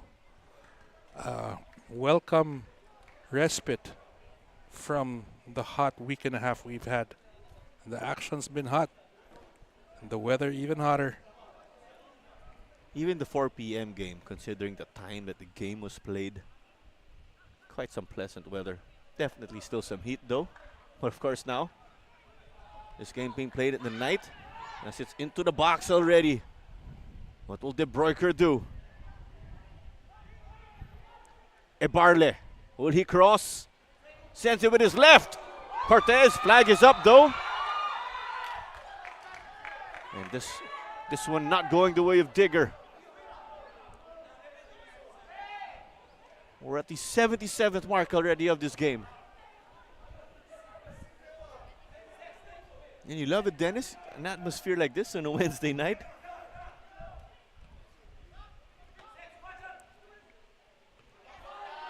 Off the head of Jarvis.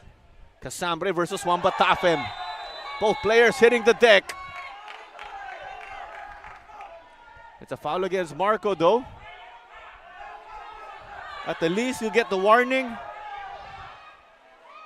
The worst case is he gets a card. That's the first challenge that Marco Casambre, being the recent addition that he is. Ball was headed out. If anything, I fault Marco there for even committing the foul, because that ball was going out.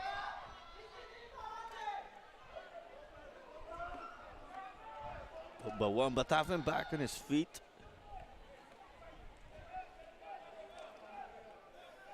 And this is, you could say, in Ziggy Taninko territory. The leader in the league in assists. A chance for him to set up a teammate.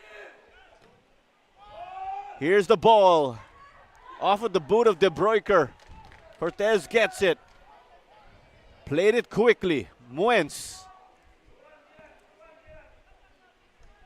Diano. They'll have to swing it around from the back. There's pressure from the defense of Digger in red and white.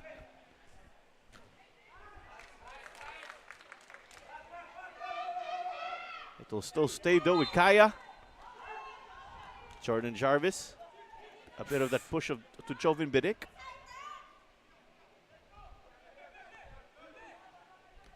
In terms of matchups, Bidik's the type of player who could body up players from Digger. Moru Mane. It is off of him or a teammate though. That's why Casambre will give us this throw in. Talk about the distance, getting it down the line. Not the best of touches there though from Juve. Not the best of touches either from Cisse. Jordan should win that over Shuto Komaki. Kaishu got it over to the left wing in Kaya's perspective. And it's a Digger throw in from deep. Kaya's going to have 10 minutes to get a result out of this game. Otherwise, Manila Digger, in spite of the setback against Maharlika FC, will go ahead on the table. And should that stick Digger, as you said, but Kaya will have a match on hand. But that if Digger gets the result, that will still nonetheless put pressure on the defending champions. And it's Saito with the armband because of Audi Menzi getting subbed off. So here we have it. With 10 minutes to go, Kaya Iloilo FC finally puts in 2 spark plugs in the guise of Pocholo Bugas and Martini Ray. Bugas will take the familiar left wing position, and Martini Ray a central midfielder, central attacking midfield position, coming in for Eric Eso. 2 foreigners out, 2 local players in. 2 players from FEU actually, but they did take contrasting paths. Pocholo from the high school ranks, he opted to skip playing in the university level, went pro. Martini Ray played for FEU senior team. Casambre got it forward off the forehead of Noy Filonco. They delay the attack. Casambre. Things getting physical between him and Filonco. Yes, I think that's the correct call. Filonco was face guarding Marco Casambre. It was a grappling match on their feet between Filonco and Casambre.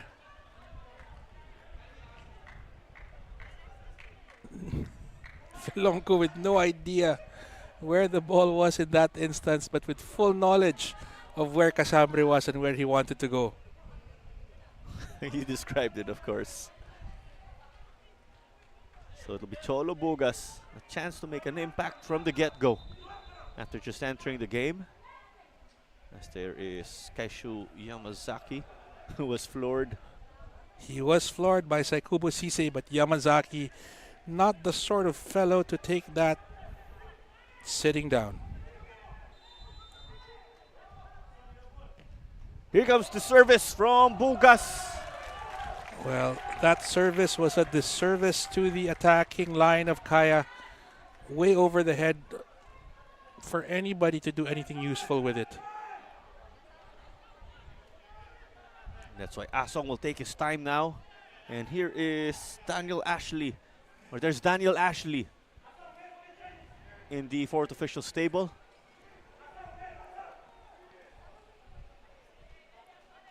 Two deep teams. Come to think of it, this game could just be spelled by the finest of fine margins.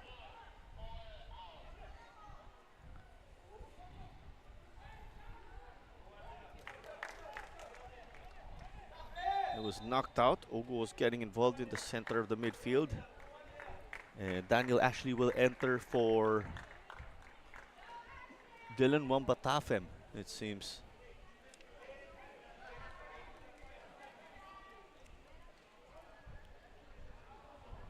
One foreign player out, another one in. Daniel Ashley, also someone we know from the Sunday League circuit. Pedic. Melissa got it to Martini Ray. Jarvis. Felonco cleared it. John settled it for Gavin Moens. Yamazaki now opting for the reset. Adventurous pass down the middle by Saito. Now the ball's on the left side where Bugas tried to deliver a useful ball into the middle. But it's with Diano. They're keeping the pressure now. How long will this defense last, or will they see it through the end? Cleared off by Mane. Rota wanted to get it to Bugas. Ziggy Tanico charging up along with Cisse. Martinere helping to clean up the defense there. Quite a danger, but again, the wind held the ball up. Otherwise, the attack would have been on. Casambre, he did come in for Roddy Menzi. Here comes Cholo Bugas. Bedic, miss-hit. Shot came off a defender, I'd like to think, as Martini's shot was no good and wide.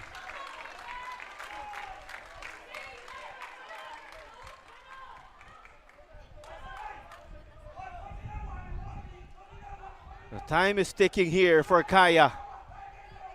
Okay, well, Kaya, of course, appealing for handball in that sequence. You see that extra touch on Kaya's kits. A gold Philippines Football League patch as a result of them being the defending champions. Look at the perspective, or look at the patch of Digger and other teams. Michael Asong getting the attention of John Mike Basinag for time wasting.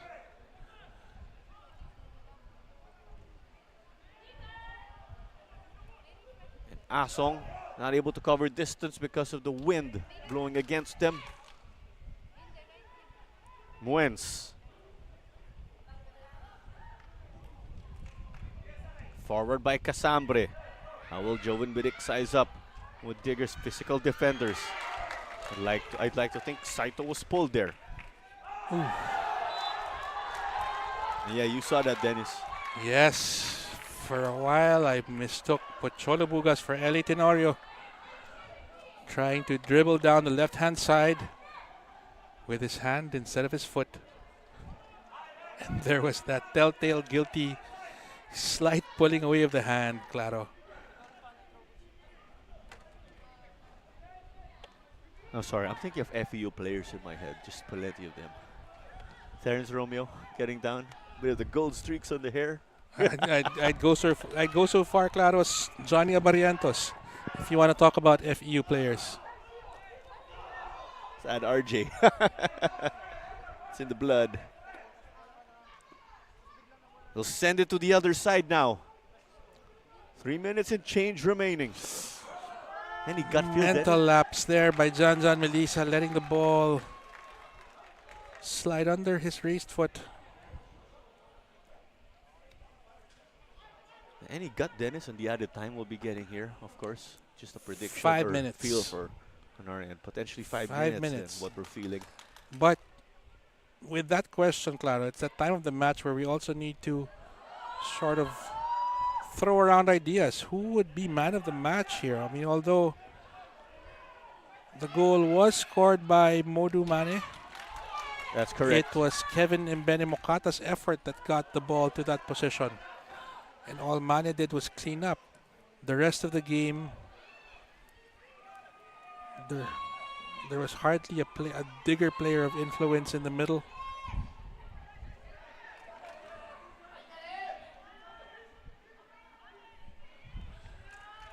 It's a tough one here. It's a team effort from them so far, similar to the win of One Taguig, actually.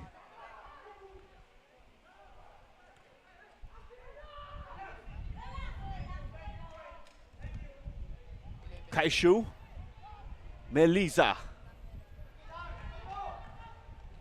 and Saito now playing up front also. Desperation time for them.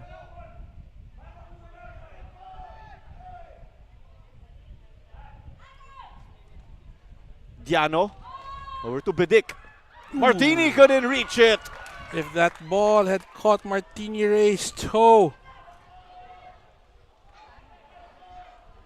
Casambre now trying to take it, but we saw it was out and about already. No, referee John Mike Basinag correctly calls a corner.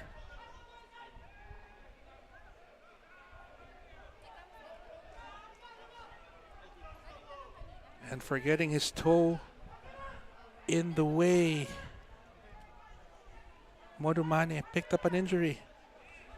Getting a toe in the way of that shot.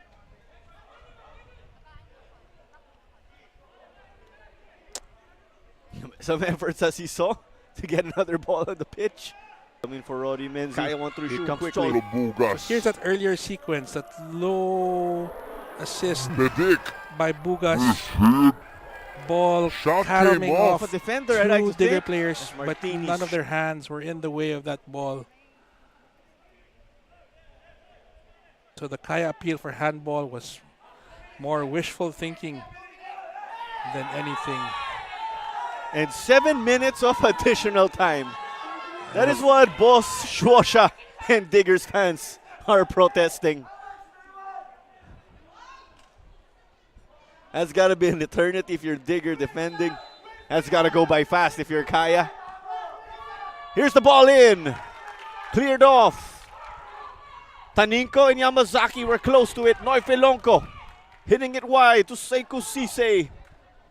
But it is outside.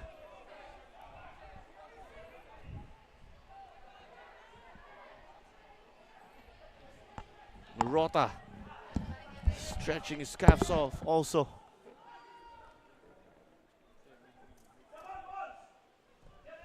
Ball played long from Yamazaki. Off of Saito. Kaya keeping and they're attacking third. Can they connect with Muenz? Gets it forward, but there was no teammate. And a foul here against Casambre. Let's recall he got a warning also earlier. Coach Bas Liu, animated. He's also heavily involved as an assistant of Coach Kim in his Digger squad. Let's take another look. Casambre is bumping into Felonco. And things getting heated in the middle here or the center of the pitch.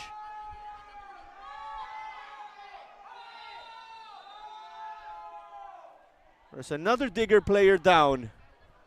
And as we say this to all teams in the lead, and they are out to waste time.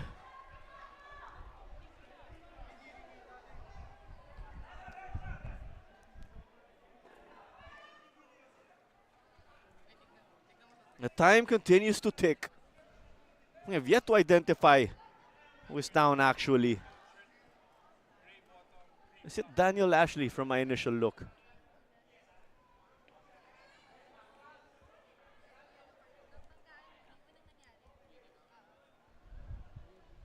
Two players from Digger down.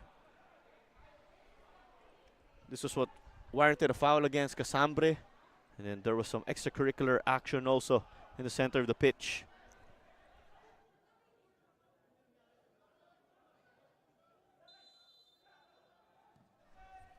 And play resumed. Bane. Just stopped by Kaya. Things not going their way though. Cholo Bogas was not on the same page. Pochola unable to check his run.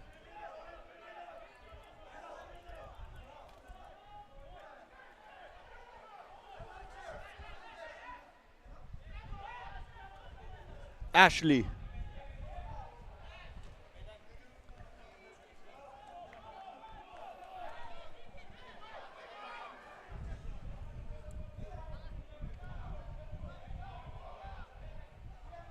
Martini.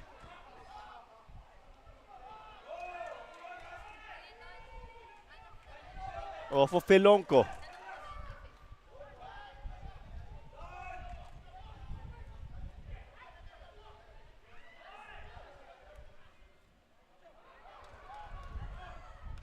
And Juf clears it.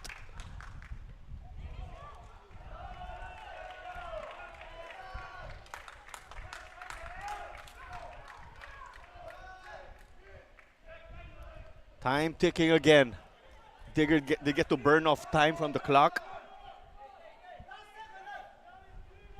But it's not favoring Kaya.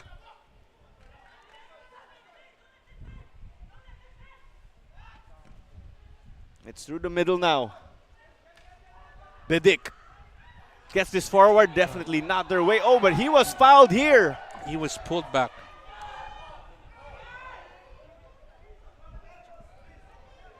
And it'll be an opportunity for Kaya.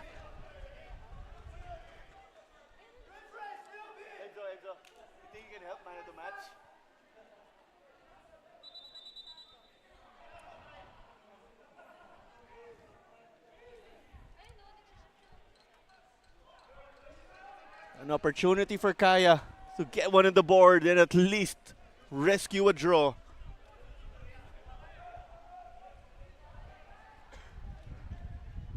The usual reminders from our officials. Wait for the referee. Wait for the whistle, rather. And yes, for those who just tuned in, that's Manila Digger in the lead, thanks to the goal of Modo Mane. Time continues to tick. Less than 2 minutes remaining until we hit the 7th minute of additional time. We're all geared up for a tight finish and what has been a quality game. The coaching staff of Manila Digger animated. Melisa! But it's into the gloves of Asong. Beautiful positioning by Mike Asong to protect his goal and to protect the 1-goal lead of Manila Digger. Of course, a lot at stake at this game, so tensions are high. The result stands. Digger will take the lead, but with Kaya with a game in hand. But should that happen, it will put pressure on Kaya FC. If this sticks, to be precise, Digger will elevate to 33 points and Kaya will remain at 31. And cleared off by Dylan De Broeker. Sekou. But this is outside here according to our linesman in the further end. Dylan doing what he can to take time off the clock. Binabalik ko lang naman yung bola, sabi ni Dylan. Man. So, taking a roundabout route to do it. Fourth official Michael Barajas has been active in trying to just pacify this Digger technical area. Yamazaki, time is running out. We're actually past the 7th minute already. Felonco, the clearance. Casambre looking to cover Sekou. Casambre doing his job, warding off Sekou. Whistle could go any minute now, any second now. We are past the allotted time. Martini Ray will get to this ball, but it's a corner kick here. And win a corner. So last roll of the dice for Coach Yu Hoshide and the Kaya Football Club.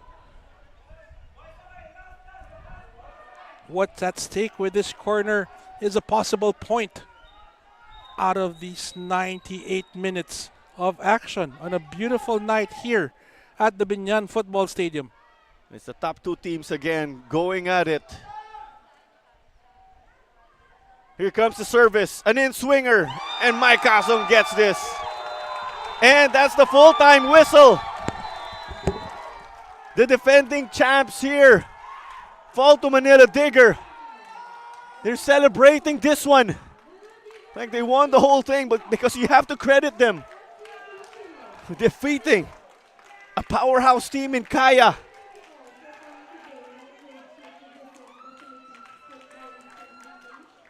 It is a valuable 3 points for Manila Digger. They top the table now. But yes, Kaya have a game on hand. But you have to give credit here to Digger. A massive result. But you have to give credit to Kaya because they stayed calm here. But that goal from Modo Mane earlier, scoring off the rebound. The shot of Kevin Ebene Mokata was denied. Kaya's defense were unable to clean up and get that ball out of the goalkeeper box. And that's where Modo Mane got to give us the lone goal of the evening in what was a quality football game. We're going to acknowledge our man of the match in a bit also. Well, there you go. It's full time. Manila Digger 1. Kaya FC Iloilo 0. Thank you for joining us again on matchday.ph for this weekday nail biter. But let's hold on. We're going to name we are going to present our man of the match in a bit. Do stay with us.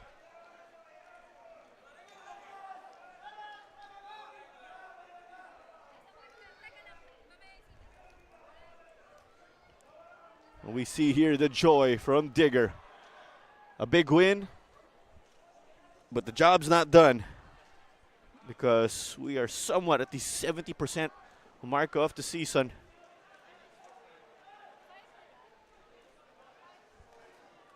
It's full time again, 1-0. Modo Mane scored off the rebound. All is not lost though for Kaya, who fell in this game. Her second loss of the season. The other team that got Kaya to drop points, there's Davao. Their first encounter was a draw. And then there was that loss, of course, of Kaya to Davao, wherein Iloilo's streak in local play was halted at 42 games. An unbeaten run. But here's our man of the match. We got to find him. It's Modu Juf. A solid effort on defense. They defended that 1-0 lead. And they made it count. Congratulations to Modu Juf for picking up a man of the match performance. He was essential here along with goalkeeper Mike Asong, who possibly played the game of his life in the Philippines Football League level. And there you go. We will sign off from this game. A big thank you, of course, in behalf of our entire hard-working crew here. Technical staff, camera crew, floor directors. This is Clara Manzano, your commentator for this game. And it ends Manila Digger 1 thanks to Modo Mane and 0 for the defending champs, Kaya FC Iloilo.